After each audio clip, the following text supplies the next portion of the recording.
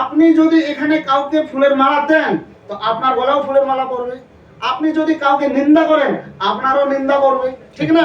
আর কাউকে যদি আপনি আনন্দ প্রদান করেন আপনাকেও কেউ আনন্দ প্রদান করবে।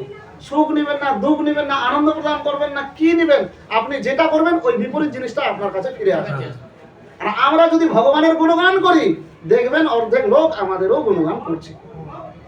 এইরকম ভগবানের গুণগান যখন আমরা করবো, নিত্যানন্দ গুণগান বাল্যকাল যদি গুণগান করবো তাহলে এই শিশুর মঙ্গল হবে। হরি বল। এটা হচ্ছে আজকের প্রসঙ্গ অনুসারে। এইরকম হচ্ছে ব্যাপার। আপনি যেমন যত জোরে বলটা ছুঁড়ে মারবেন এই দেওয়ালটা তত জোরে আঘাত করে বিপরীত দিকে পাঠাবে, ঠিক কি না? প্রত্যেক জিনিসের প্রত্যেক বিপরীত প্রতিক্রিয়া আছে। তো এইরকম যে মানে ভগবানের গলায় মালা করে সুন্দর করে সাজাবেন, ভগবানও আপনাকে সাজাবার ব্যবস্থা করে দেবে। কি ভক্তরা এই জিনিসটা উপলব্ধি করেনি?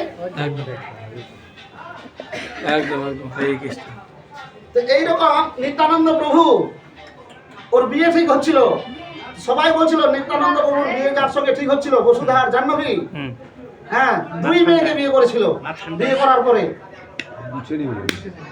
বসুধা আর জাহ্নবী, বসুধা আর জাহ্নবীকে যে বিয়ে করার একটা ঘটনা আছে, সাপে কেটে মারা গেছিল। আর সবাই ভাবছিল নিত্যানন্দ প্রভুকে কেউ মেয়ে দিবে না, ওর সংসারের কোনো ঠিক ঠিকানা নাই, আমাদের মেয়েকে সুখে রাখতে পারবে না। আর যখন সাপে কেটেছে তখন নিত্যানন্দ প্রভুকে সবাই বলছে আপনি যাকে বিয়ে করতে চাইছিলেন সে তো সাপে কেটে মারা যাচ্ছে। হ্যাঁ, ওর সঙ্গে আমার বিবাহ ঠিক করেছে আর আমি ওকে বাঁচাবো না।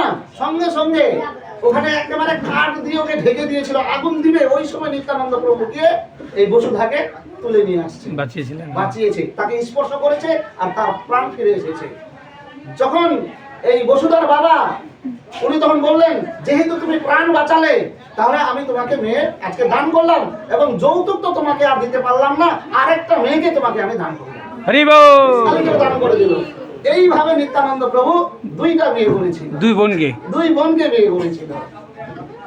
সেজন্য বসুধা আর